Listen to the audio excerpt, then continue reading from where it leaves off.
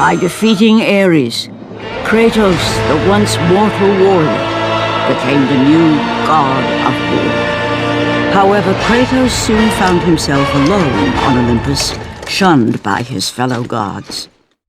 But Kratos had no need for the love of petty gods.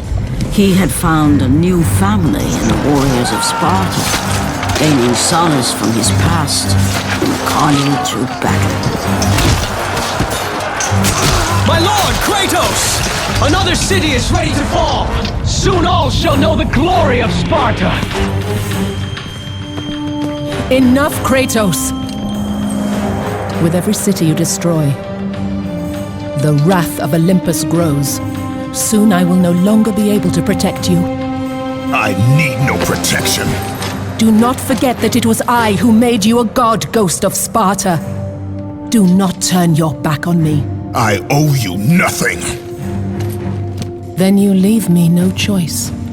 Kratos had turned the pain of his memories into hatred. Hatred for the gods, who had refused to free him from the nightmares of his past deeds.